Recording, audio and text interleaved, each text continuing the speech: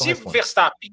Verstappen e Hamilton fizerem o que fizeram em Austin, ninguém vai fazer diferença nenhuma. Porque os caras andaram tão acima do nível em Austin, os dois, chegaram a 42 segundos do Pérez, tudo bem, teve a questão do problema de saúde do Pérez, né, que afetou ali no finalzinho da corrida, né, os tempos de volta. Estava analisando os tempos. Esse final de semana, tá vendo? Esse final de semana eu estava analisando ali, tentando buscar os tempos de volta, e o Pérez começa a fazer tempos de volta simplesmente assim, ele batendo com os do Leclerc. Assim, ele entrega e começa a cair muito, muito assim, no finalzinho da corrida. Não na hora que trocou o pneu, porque se troca o pneu e começa a cair, você pode até colocar ali acerto, pneu, borracha, mas não, de repente no final da corrida ele começa a cair, né, que é a questão física, né, que ele teve. Então, se o Hamilton e o Verstappen fizerem o que fizeram, né, o que eu até brinquei agora há pouco de falar do Verstappen, né, que eu ia falar do Verstappen, eu coloquei isso lá no meu Twitter, né, é impressionante o momento da prova, que eu só fui perceber depois, né, ouvi, prestei atenção, reparei, não sou como vocês, mas que a ficha só caiu depois, né. O Verstappen, gente, olha o que acontece, o Verstappen, na volta 12, entra no ar, porque esses rádios da transmissão têm um certo delay, então eu não sei qual volta ele falou, mas entra no ar na volta 12, o rádio do Pérez falando o seguinte, o rádio do Verstappen. O Verstappen tinha acabado de fazer a parada. O Verstappen parou na volta 10. Em algum momento, na volta 12, entra o rádio do Verstappen.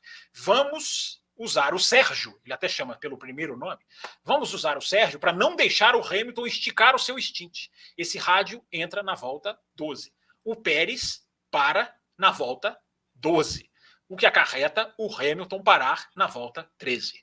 Né? Que é aquilo que nós falamos semana passada. O Sérgio Pérez teve... Muita gente não percebeu. O Sérgio Pérez teve uma participação na parada do Hamilton de não deixar o Hamilton esticar mais ainda o primeiro stint e ter, talvez, borracha melhor ainda lá no final do Grande Prêmio.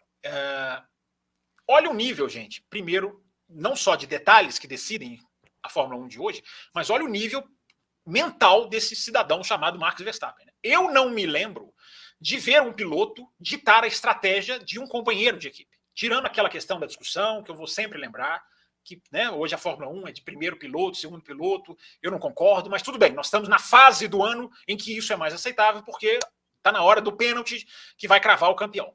Mas independente disso, de certo ou errado, de primeiro piloto, segundo piloto, olha o nível de consciência, eu ia falar awareness, né, em inglês, olha o nível de consciência do Verstappen. O cara ditou a estratégia do companheiro de equipe dele. E foi uma estratégia vital. Alguém pode até dizer, mas quem garante que a Red Bull não faria isso? Independente, ele grita isso no rádio, ele pede isso no rádio. Então, isso é um nível, e tem um outro rádio também do Hamilton, esse um pouquinho antes, em que o Hamilton fala, ele está mais rápido do que eu.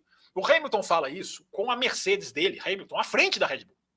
A Red Bull perseguindo, a gente falou aqui semana passada, né? Quando um carro segue o outro ali muito de perto, numa pista em que o pneu é um fator muito forte, alguma coisa tem. E o Hamilton bateu isso no rádio também, falou, ele é mais rápido que eu. Só que o piloto falar isso no carro que está à frente dele é uma coisa, agora o piloto que fala isso do carro que está ali espremido atrás dele é o nível desses dois. Então eu dei esse exemplo para dizer isso. O nível desses dois, o nível que esses dois estão pilotando é absurdo. A gente está vendo um campeonato, né, que o legal do campeonato, eu sempre vou bater na tecla, né? O campeonato podia ter corridas melhores. Tire Verstappen e Hamilton e o campeonato é um 2020 um pouquinho melhor.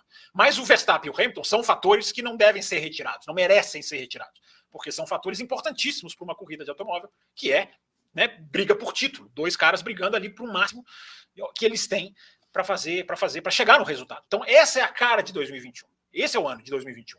A gente está com 17 corridas cumpridas. Né? 17 corridas foi exatamente o campeonato de 2020. 17 corridas acabou 2020.